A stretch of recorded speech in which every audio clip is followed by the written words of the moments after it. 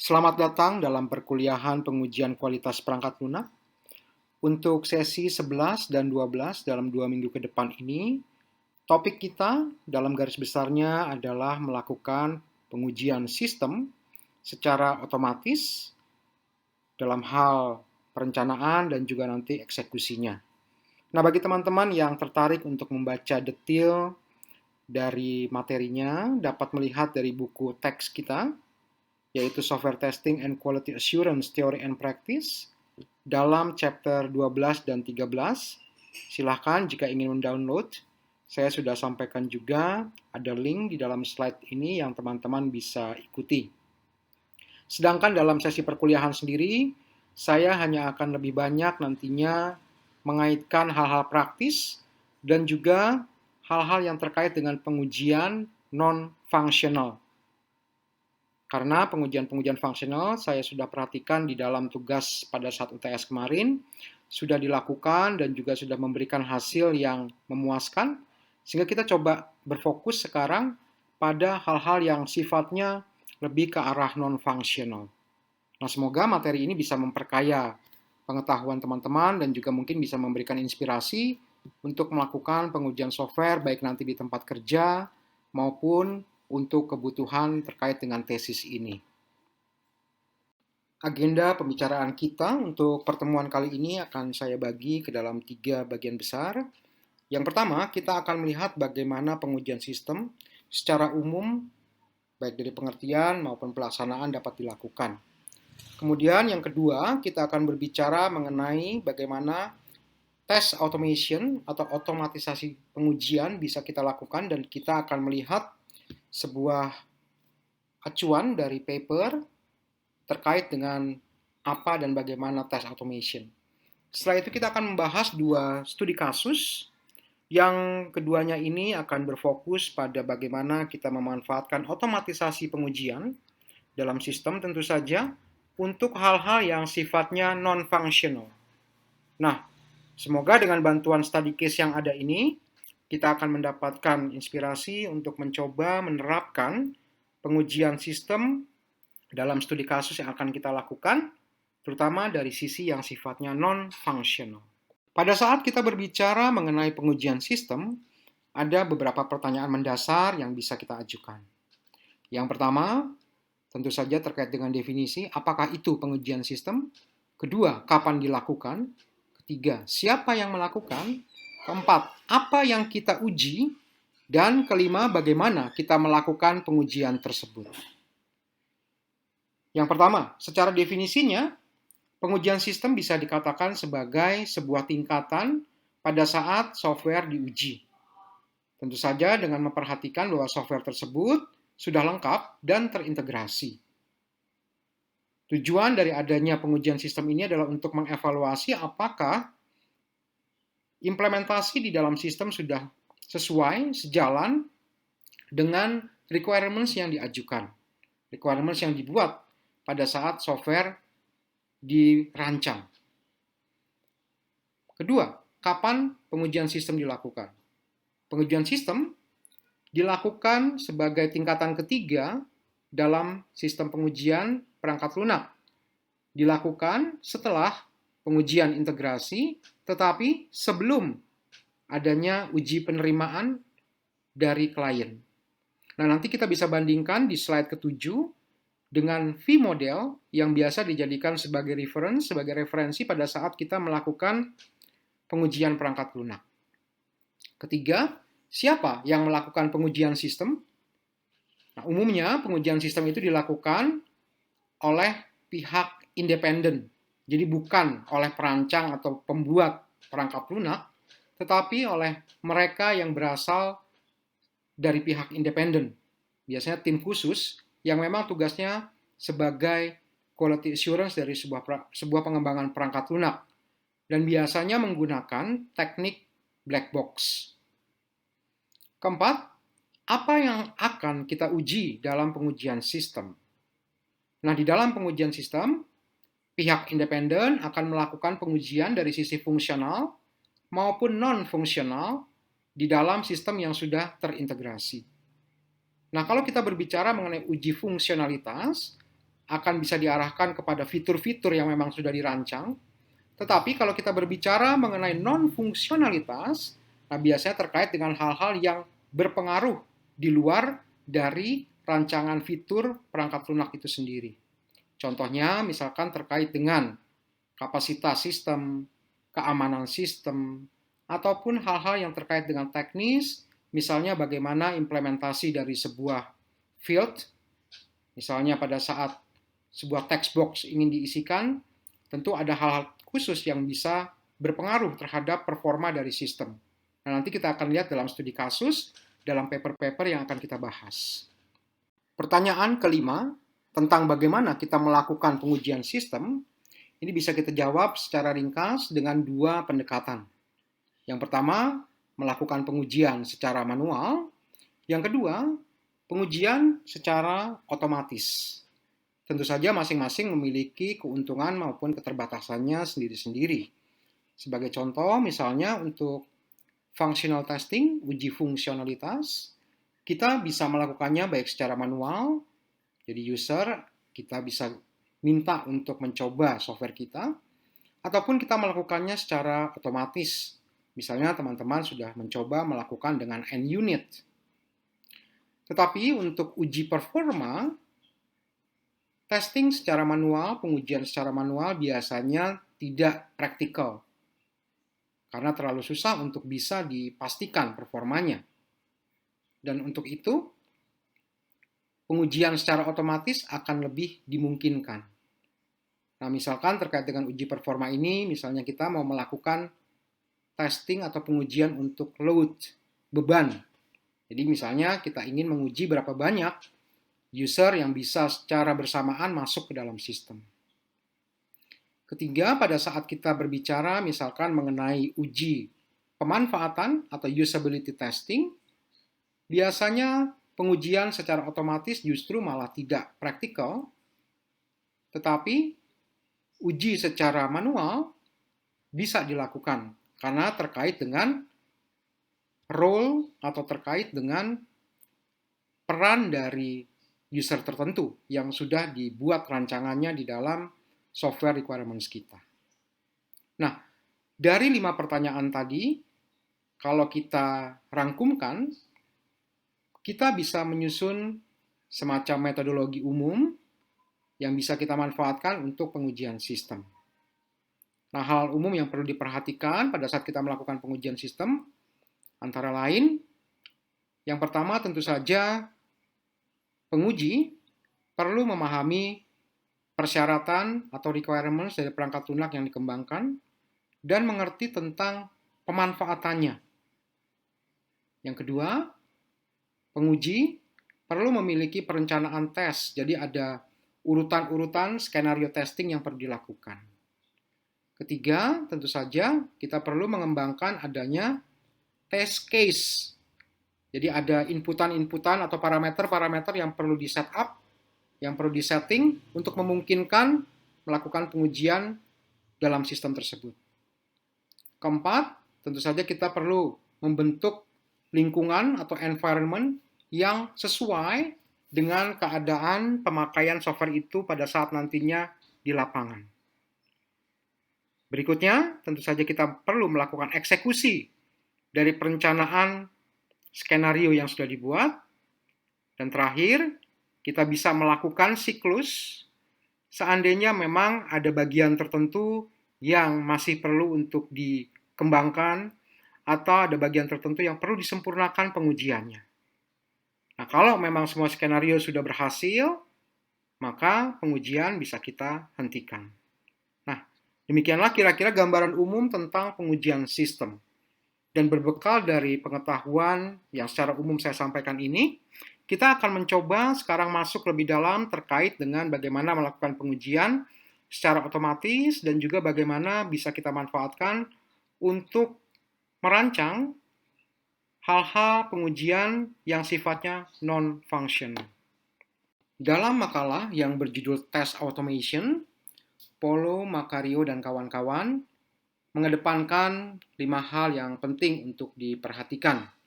Yang pertama adalah bagaimana menghasilkan data untuk pengujian, jadi skenario yang diperlukan terutama untuk datanya.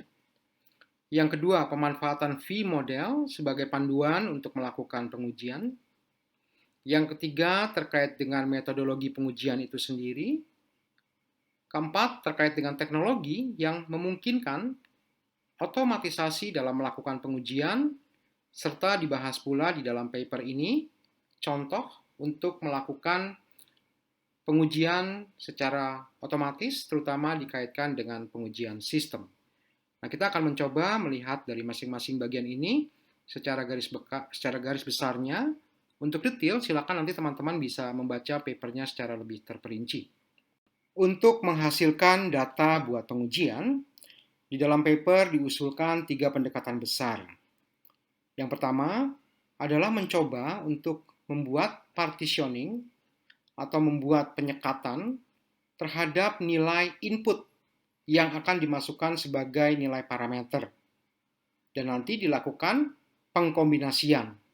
Jadi teman-teman sebagai contoh bisa melihat di dalam tabel 1 di bawah slide ini, di mana misalkan ada 3 parameter A, B, dan C dengan masing-masing nilai yang mungkin untuk diisikan.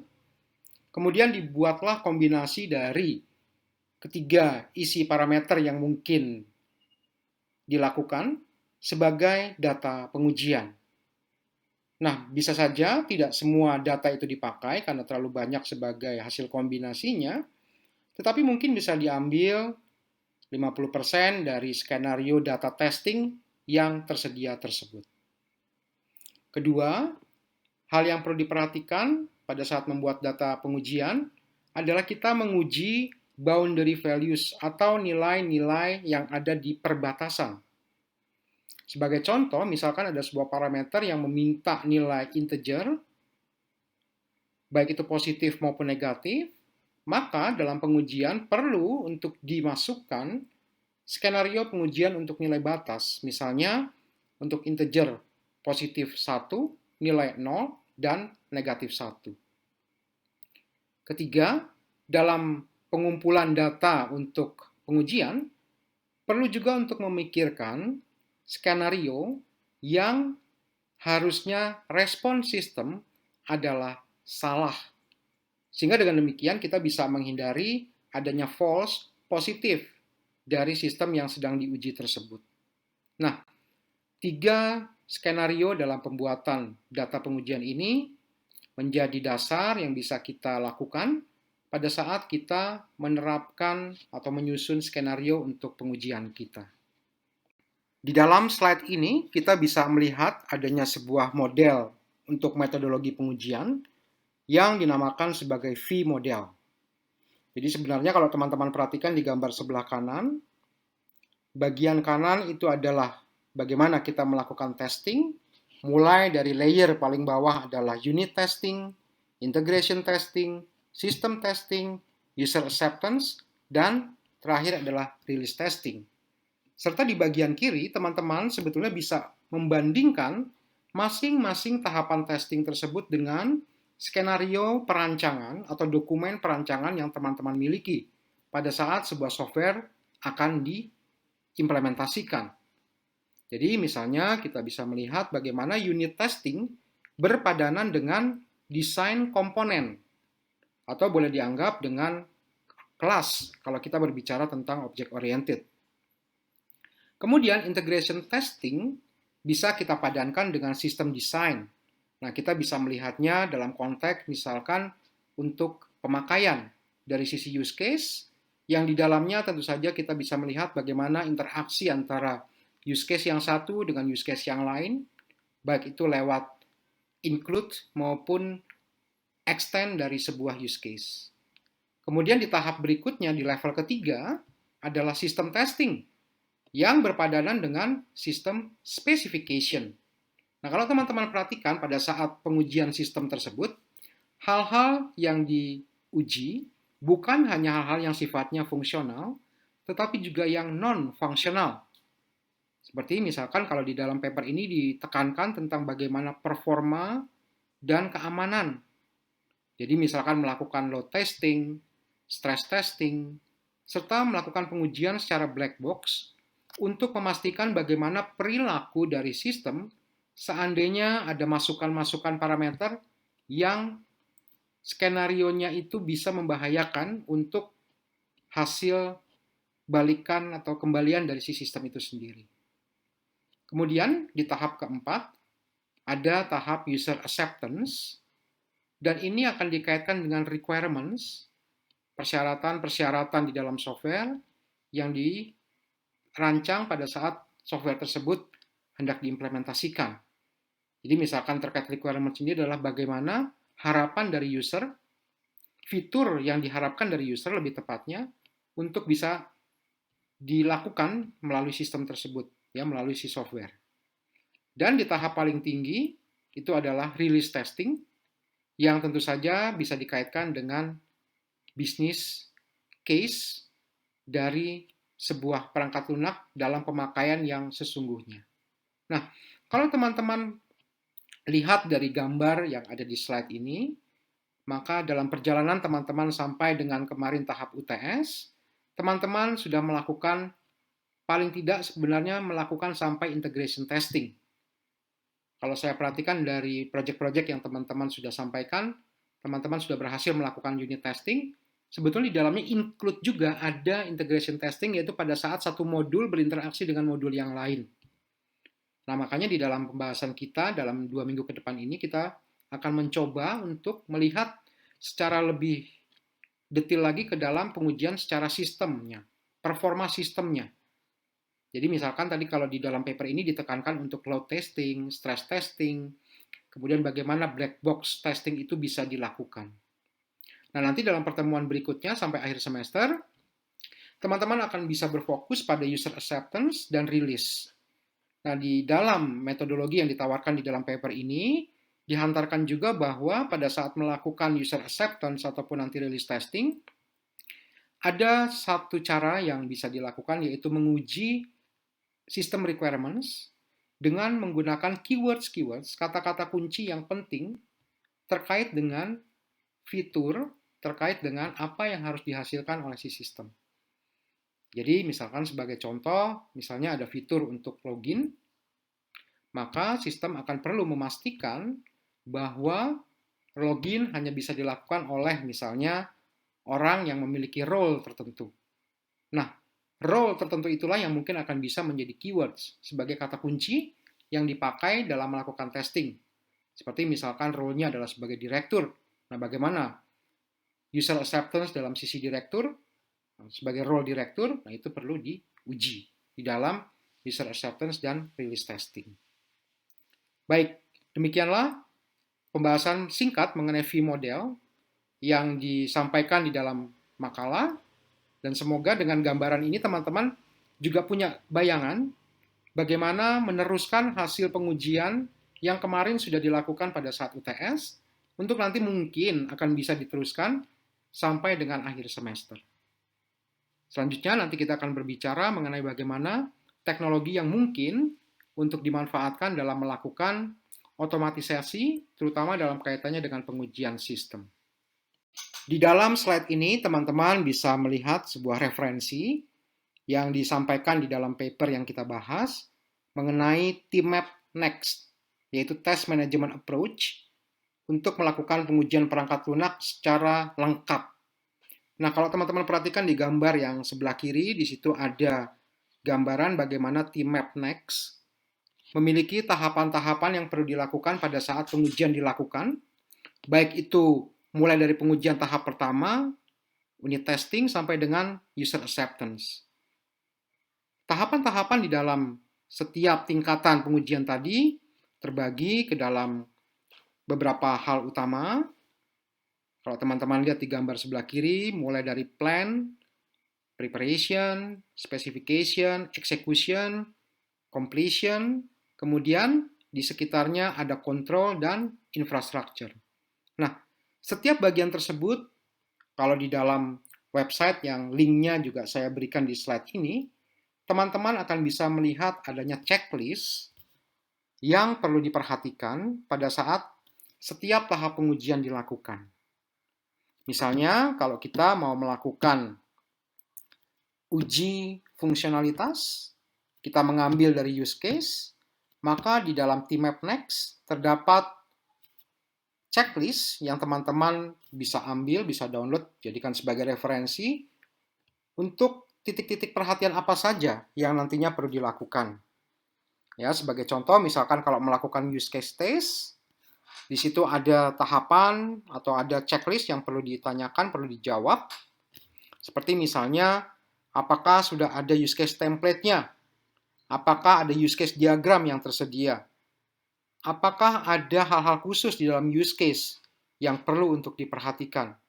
Dan masih banyak lagi pertanyaan-pertanyaan sebagai checklist yang menjadi tahapan yang teman-teman mungkin perlu pertanyakan pada saat melakukan use case test. Nah, memang banyak sekali hal yang perlu dipastikan pada saat pengujian perangkat lunak itu dilakukan, mulai dari uji fungsionalitas sampai nantinya dilakukan user acceptance. Tetapi paling tidak dengan memperkenalkan TMap Next ini, teman-teman memiliki sebuah metodologi yang secara praktis akan bisa langsung diterapkan pada saat melakukan pengujian perangkat lunak dalam level atau tingkatan di V-model tadi dalam level apapun. Di saran saya, seandainya teman-teman memang memiliki waktu atau mungkin membutuhkan referensi terkait dengan testing, secara teoretikalnya dan juga secara bagaimana dimanfaatkan dalam praktikal, ada checklist yang bisa diambil melalui link yang saya bagikan di dalam slide ini. Tentu saja teman-teman dipersilakan untuk bisa melihatnya secara lebih detail. Dalam melakukan pengujian secara otomatis, cukup banyak tools, perangkat yang sudah tersedia dari sisi teknologi. Nah, kalau teman-teman perhatikan di dalam tabel 2 yang ada di dalam paper tadi, ada semacam daftar yang mungkin bisa dijadikan referensi, dan kalau diperhatikan bahasa-bahasa pemrograman tingkat tinggi seperti Java, kemudian ada .NET, PHP, atau mungkin untuk aplikasi-aplikasi internet secara umum, ada package-package yang bisa dimungkinkan, dimanfaatkan dalam melakukan pengujian secara otomatis. Nah, kalau yang umum biasanya dilakukan, teman-teman saya rasa juga sudah melakukan pada saat UTS kemarin adalah memakai XUnit. Ya, entah itu mungkin melakukan Java dengan JUnit atau PHP unit. Tetapi untuk melakukan pengujian fungsionalitas, biasanya teman-teman menggunakan XUnit tersebut.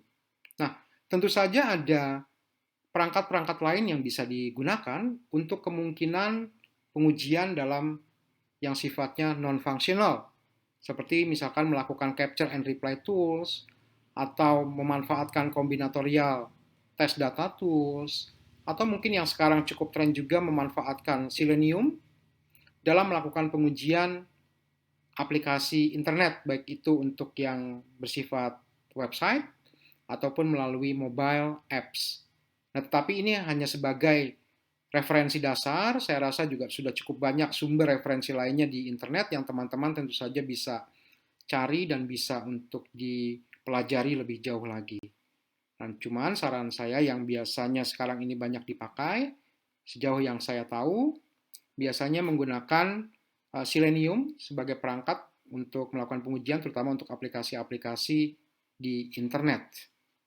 Pembahasan paper test automation diakhiri dengan memberikan contoh bagaimana otomatisasi pengujian bisa dilakukan, baik itu ditinjau kalau teman-teman lihat di sebelah kanan, melakukan unit test untuk sebuah fitur yang memang tunggal, misalkan terkait dengan sebuah kelas, atau melakukannya dalam konteks sistem secara keseluruhan pada gambar bagian sebelah kiri.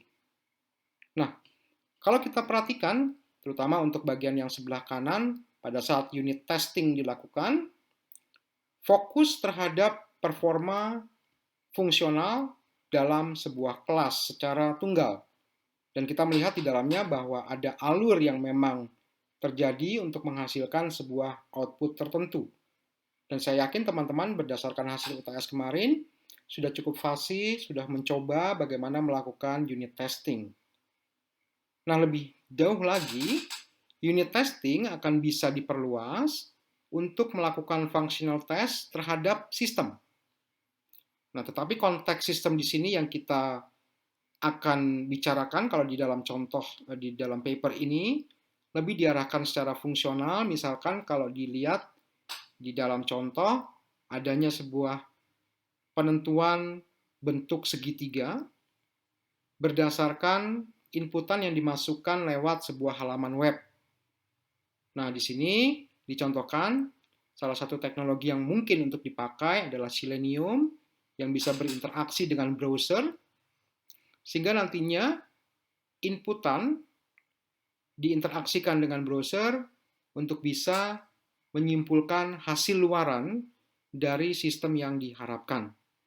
Nah, dengan cara demikian, maka kita bisa melihat bahwa unit test yang berperan di dalam sebuah kelas bisa kita perluas pengujiannya ke dalam konteks sistem.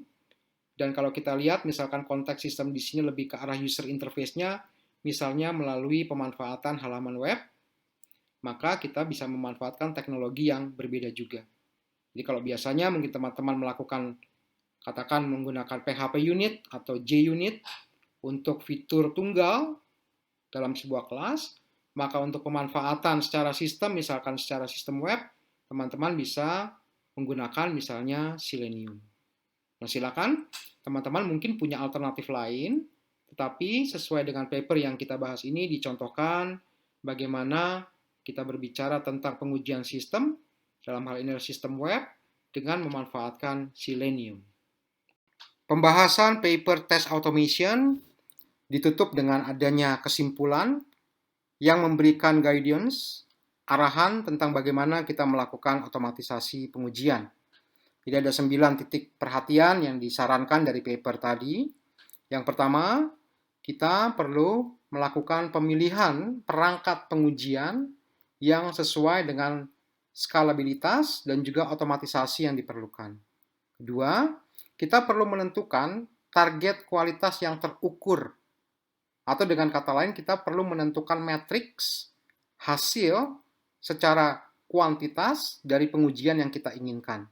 Contohnya misalkan kalau terkait dengan load testing, pada saat non-functional dilakukan, kita bisa menentukan misalkan ada 1000 user yang bisa akses secara bersamaan.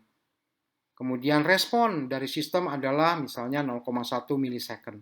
Nah, hal-hal teknis metrik seperti itu tentu sangat diperlukan untuk memperlihatkan bahwa pengujian kita berhasil atau tidak.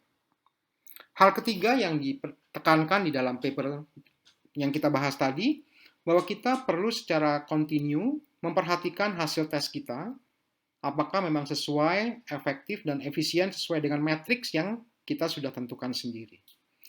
Keempat, kita memerlukan metrik yang sangat-sangat spesifik. Jadi perlu konkret dituangkan ukuran yang kita inginkan dari hasil pengujian yang kita harapkan. Kelima, kita perlu juga untuk merancang tes data yang kombinasinya atau skenarionya itu memang sesuai dengan kebutuhan.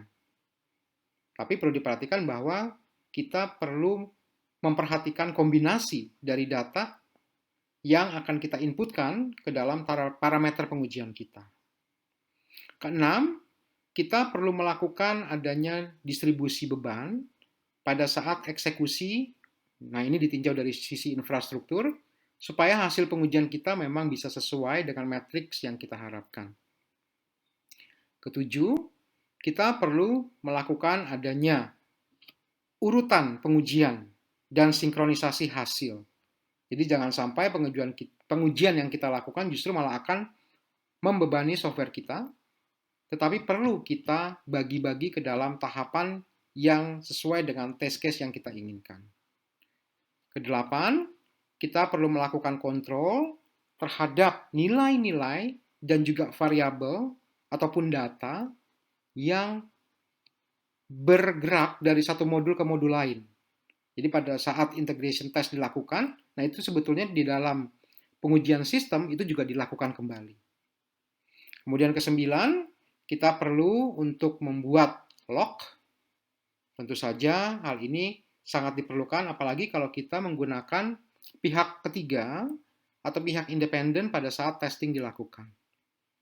dan adanya alignment terutama dibutuhkan untuk tim development untuk bisa memastikan bahwa software yang sedang diuji, kalau memang diperlukan perbaikan, bisa kembali dengan cepat untuk diperbaiki oleh tim pengembang, oleh tim software developer, berdasarkan tentu saja requirements yang sudah disepakati di awal.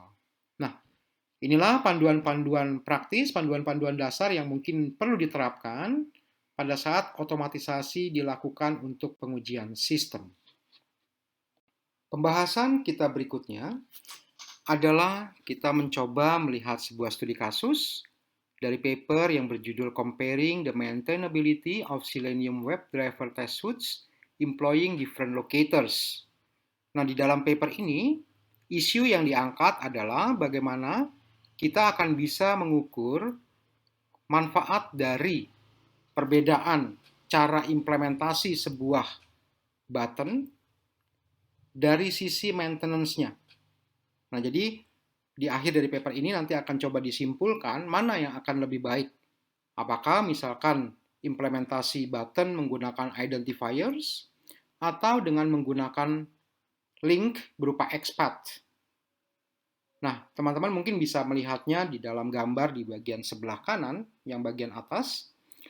Pada saat ada sebuah text field dengan nama username dan password, kemudian ada button login, serta teman-teman bisa perhatikan bahwa baik text field maupun login button yang ada bisa diimplementasikan dengan cara menggunakan identifier, jadi memberikan nama secara khusus untuk text field maupun login buttonnya dengan ID.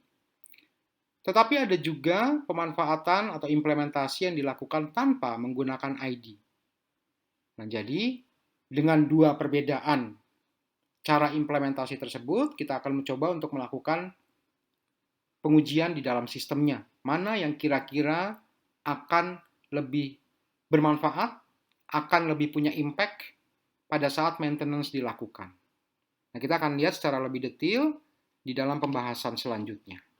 Dalam slide ini, kita akan melihat beberapa hal teknis, ditinjau dari sisi implementasi, tentang bagaimana tadi kita lihat misalnya, ada sebuah text field untuk melakukan input username, password, dan juga ada tombol button untuk melakukan login.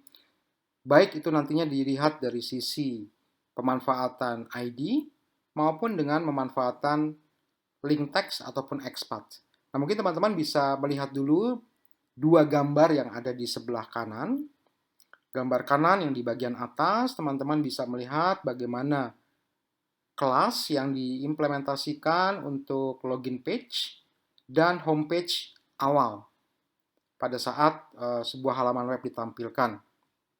Nah, kalau teman-teman perhatikan di figur 3, pure semua elemen HTML yang ada diimplementasikan dengan menggunakan ID. Jadi ada ID misalkan untuk user ID-nya, username-nya, ada ID untuk password, ada ID untuk login. Tetapi kalau teman-teman perhatikan di gambar sebelah kanan bagian bawah, dan di situ dilakukan pengkombinasian kemungkinan implementasi dalam bentuk lain. Misalnya bagian tengah, di situ digunakan XPath, kemudian di bagian bawah mengkombinasikan antara XPath dan link text. Nah, dengan cara implementasi yang berbeda ini, meskipun implementasinya berbeda, tetapi kita bisa memanfaatkan, misalkan dengan menggunakan Selenium, kita bisa menggunakan WebDriver yang sama untuk melakukan testingnya. Jadi kalau teman-teman perhatikan, misalkan di bagian gambar kiri, nah di situ pemanggilan terhadap login page dan home page, meskipun implementasi terhadap locators-nya berbeda, baik itu misalkan tadi menggunakan ID maupun menggunakan TextPath dan XPath, ada driver sama yang bisa dimanfaatkan. Nah, jadi dengan cara memanfaatkan driver ini, dalam Selenium misalnya, tentu akan mempermudah kita melakukan pengujian sistem secara otomatis. Nah, Kembali ke studi kasus yang kita akan bahas ini, kita akan mencoba melihat bagaimana performa dari sistem terhadap figur yang ada di kanan, dua yang ada di kanan, figur 3 dan figur 5. Nah, bagaimana impact-nya terhadap maintenance, itulah yang nanti akan dilihat dari hasil WebDriver yang dimanfaatkan untuk melakukan pengujian secara otomatis. Di dalam slide ini, kita akan melihat bagaimana rancangan otomatisasi pengujian sistem yang dilakukan. Nah, kalau teman-teman lihat skenario yang berada di gambar sebelah kiri bagian atas, di situ misalkan ada perbedaan antara satu waktu pengujian dengan waktu pengujian yang berikutnya. Misalkan membedakan teks, ya link teks yang ada untuk button login. Jadi misalnya kita mau mengubah button login yang semula namanya atau muncul teksnya hanya login, sekarang ditambahkan dengan kata now pada tahap pengujian berikutnya. Nah, dengan studi kasus yang berbeda, dengan cara implementasi penamaan button yang berbeda, tetapi dengan memanfaatkan test suite yang sama, maka pada akhirnya nanti kita akan bisa melihat, kita juga akan bisa mengukur performa dari sistem secara keseluruhan. Nah, rancangan pengujian secara umum teman-teman bisa melihat di bagian kanan gambar yang atas. Di situ diperlihatkan bahwa dengan test cases yang sama, tetapi dengan page objects yang berbeda-beda cara pengimplementasiannya, jadi ada yang hanya melakukannya dengan berbasis ID locators, ada yang mengkombinasikan ID dengan link text, ada yang mengkombinasikan antara XPath dengan link text, dan ada yang hanya menggunakan XPath. Nah, keempat skenario inilah yang nanti akan diuji dengan prosedur yang teman-teman bisa lihat di gambar kiri bagian bawah. Di dalamnya dikatakan ada 25 running yang dilakukan untuk masing-masing objek pengujian yang berbeda-beda. Dan nanti akan dilihat hasilnya dalam gambar sebelah kanan bagian bawah. Nah, di situ kita bisa melihat grafik bagaimana performa secara pengukuran waktunya untuk 25 hasil pengujian yang dilakukan dengan prosedur yang ada di gambar kiri bagian bawah. Nah, dari hasil pengujian dalam studi kasus ini disimpulkan bahwa pemanfaatan ID locators, jadi kalau kita menggunakan sistem dengan implementasi HTML yang menggunakan ID locators, jadi memberi nama ID untuk setiap objeknya, hasil pengujian menunjukkan secara implementasi dan pada saat maintenance dilakukan, ini jauh lebih menguntungkan, ya jauh lebih sedikit waktu yang diperlukan untuk performa dari sistemnya. Nah, dengan cara seperti ini, akhirnya kita bisa mengambil kesimpulan akhir bahwa kalau kita membuat sistem, ya terutama di sini yang diuji adalah web-based system, maka disarankan untuk menggunakan ID locators. Dan ini juga akan berimpact pada saat nantinya maintenance dilakukan. Baik teman-teman, jadi di sini kita sudah melihat sebuah contoh bagaimana otomatisasi testing bisa dilakukan untuk melihat performa dari implementasi terhadap satu objek HTML yang bisa diotomatiskan dengan menggunakan Selenium. Tetapi tentu saja pasti ada tools lain yang bisa dimanfaatkan. Dan disinilah tantangan yang saya rasa perlu untuk dicari kemungkinannya, bagaimana kita mencoba melakukan pengujian terhadap sistem dalam konteks non-functionalnya. Sehingga juga akan punya impact bukan hanya terkait dengan performa sistem pada saat dipakai, tetapi juga pada saat maintenance dilakukan. Studi kasus yang kedua berjudul Improving the Testing Efficiency of Selenium-Based Load Tests. Nah, di dalam studi kasus ini akan digambarkan sebuah pendekatan untuk bagaimana meningkatkan jumlah user dengan menggunakan Selenium hingga bisa mencapai 20% untuk membuktikan bahwa sistem tetap memiliki performa yang baik dengan jumlah pengakses yang semakin banyak. Dan kita juga akan melihat bagaimana adanya pendekatan secara sistematis untuk menyusun skenario untuk melakukan pengujian dengan menggunakan Selenium. Nah, secara umum teman-teman bisa melihat di bagian kanan atas, misalnya bagaimana Selenium bisa dimanfaatkan untuk dijadikan sebagai driver untuk bisa mengakses sebuah sistem melalui web browser. Baik itu misalnya Chrome, atau mungkin di dalam studi kasus sebelumnya teman-teman melihat menggunakan Mozilla, atau browser yang lainnya. Nah, di gambar sebelah kanan yang sebelah bawah, teman-teman bisa melihat bagaimana skenario besarnya secara environment, bahwa Selenium yang dijadikan sebagai driver untuk menggunakan browser, itu akan memberikan workload ke dalam sebuah sistem yang sedang dites. Kebetulan di situ diberikan nama sistemnya adalah Roundcube, dan sistem nantinya akan memberikan respon yang akan bisa dinilai, kita bisa lihat kembali di dalam browser yang digunakan pada saat tes dilakukan.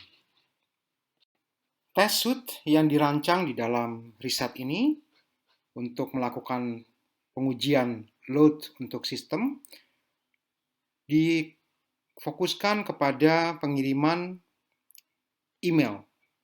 Jadi mulai dari membuat emailnya, membalas, ataupun mungkin memforward, ataupun mungkin membrowse kontak, menghapus, dan juga bagaimana folder di dalam email diakses dengan tujuan untuk menghapus keseluruhan email yang ada. Kemudian ada mekanisme login dan juga logout yang bisa dijadikan sebagai bagian dari testing. Kemudian di dalam skenario yang lebih detailnya teman-teman bisa lihat di gambar di sebelah kanan. Ada browser yang dimanfaatkan, baik itu nantinya untuk digunakan satu pengguna untuk setiap browser, ataupun menggunakan browser dengan banyak pengguna di dalam satu browser. Dan di dalam setiap pemanfaatan skenario tadi, pengelolaan email yang dijadikan sebagai test suite itu akan dilakukan. Jadi misalnya kalau teman-teman lihat di gambar figur 3 sebelah kanan atas, di sana diperlihatkan bagaimana skenario misalkan user pertama melakukan pengiriman email, kemudian melakukan penghapusan email, kemudian ada misalkan di sana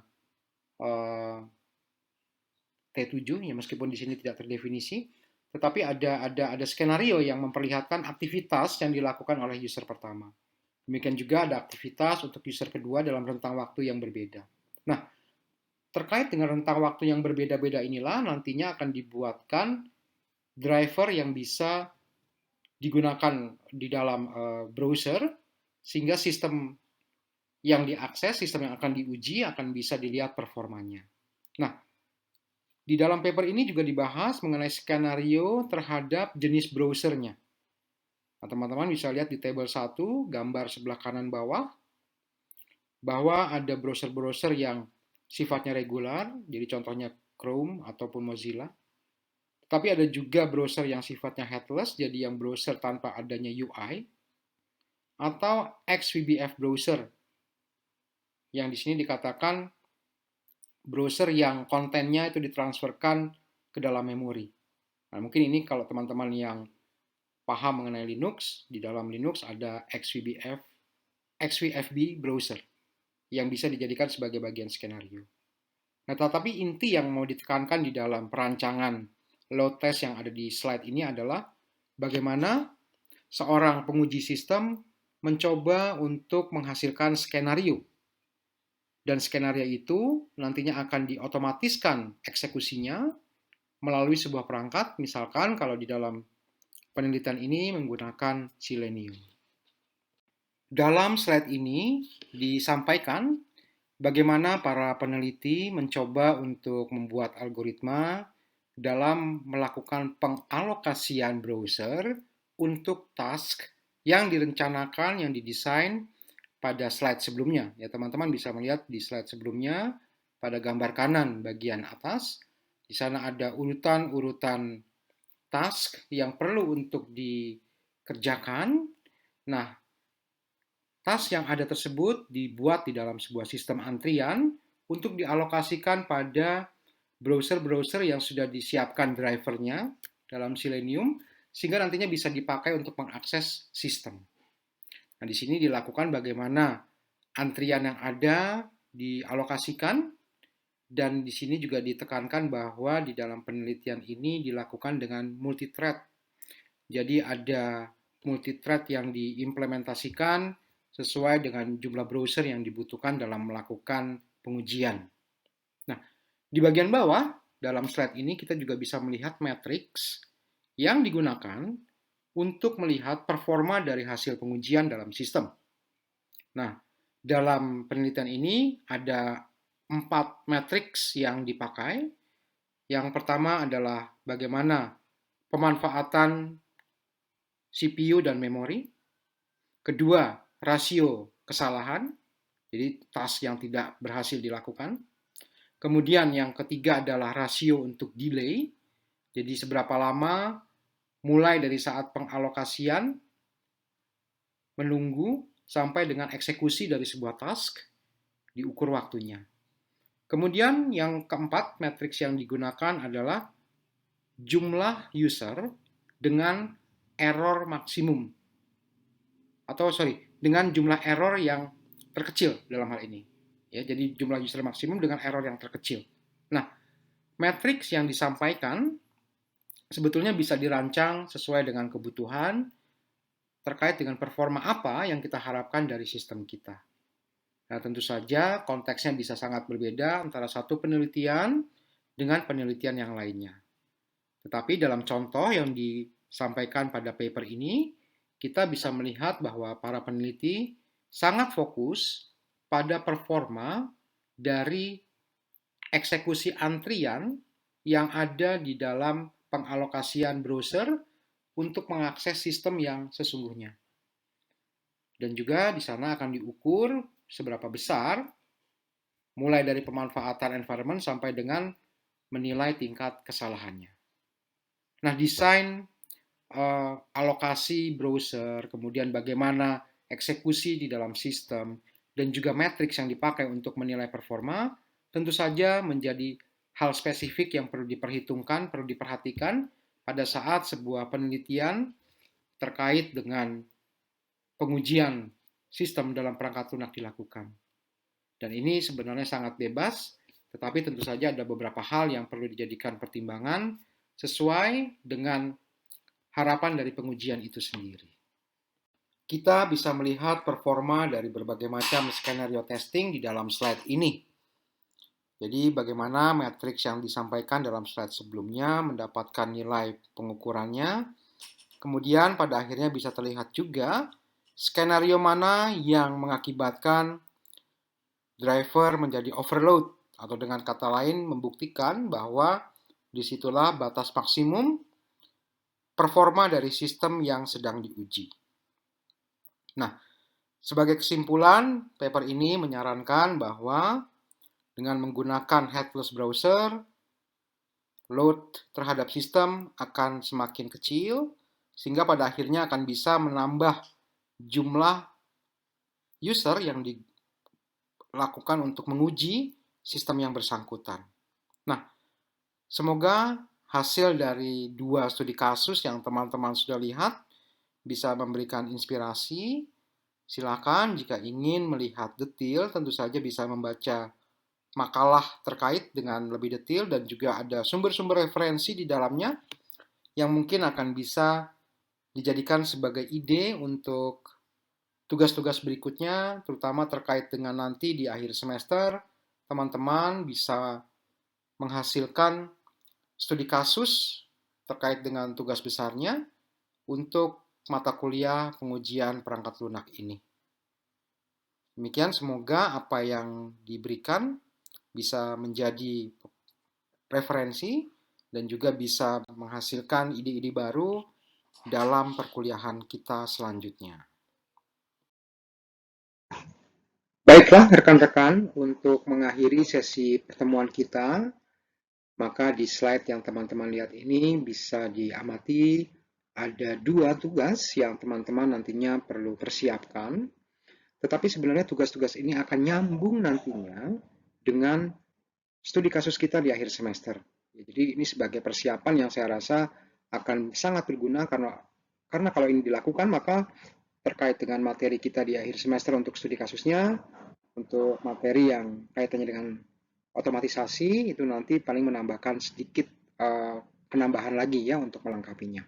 Oke, 2 tugas yang dimaksudkan itu teman-teman bisa lihat di bagian kiri dengan kanan di slide ini. Di bagian kiri kita lihat tugas yang diharapkan minggu depan bisa teman-teman demonstrasikan ya.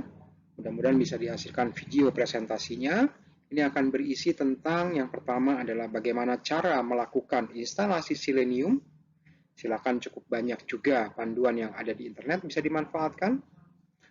Atau mungkin tools lain ya, silakan tentu saja boleh digunakan untuk bisa mengotomatisasi sistem testing. Ya, jadi selain Selenium bisa saja teman-teman menggunakan yang lainnya. Tapi disarankan menggunakan Selenium untuk aplikasi berbasis web.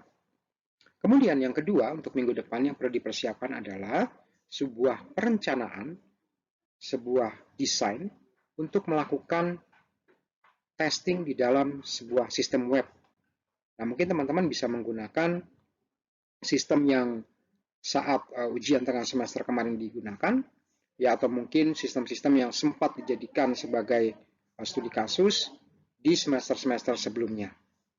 Nah, silakan 2 hal tadi bisa digarap sebagai pekerjaan kelompok ya yang diharapkan bisa dikumpulkan minggu depan, dan kita juga akan bahas dalam sesi tatap muka kita selanjutnya. Tugas yang kedua, teman-teman bisa lihat di sebelah kanan, itu adalah tugas yang tadi saya katakan sebenarnya akan berguna juga untuk studi kasus kita di akhir semester, tinggal dengan adanya tambahan sedikit. Nah, intinya adalah teman-teman melakukan implementasi terhadap perencanaan yang teman-teman akan lakukan ya untuk tugas yang pertama tadi. Ya, jadi untuk tugas yang kedua teman-teman mencoba melakukan implementasinya.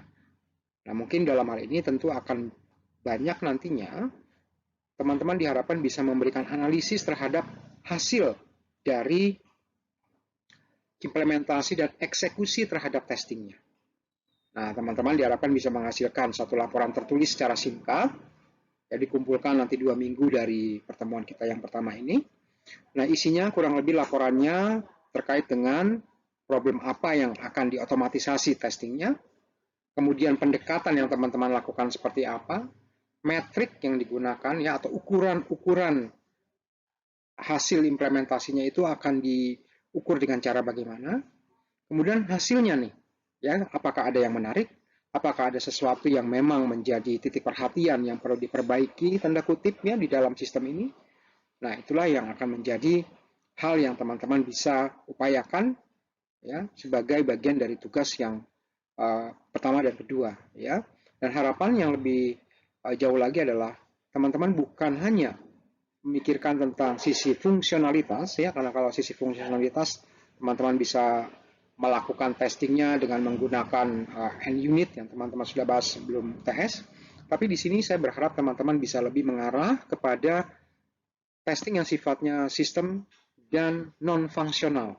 Ya, contoh sederhananya misalkan melihat bagaimana sebuah sistem kalau di stress testing ya, jadi kalau dihujani dengan jumlah user yang banyak ya, atau mungkin kalau sistem itu dicoba pengklikan tombol-tombolnya, apakah efeknya itu akan sesuai dengan harapan, atau ada sesuatu yang mungkin masih perlu dilengkapi. Nah, itu hal-hal yang saya rasa secara non-fungsionalitas teman-teman bisa lakukan pengujiannya.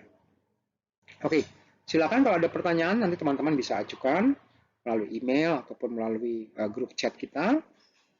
Selain itu, kami juga berharap ya, saya pribadi berharap bahwa tugas yang teman-teman lakukan ini nantinya bisa memberikan inspirasi juga pada saat teman-teman bekerja di lapangan ya untuk melakukan sistem testing. Terima kasih, sampai bertemu di sesi-sesi kita yang selanjutnya.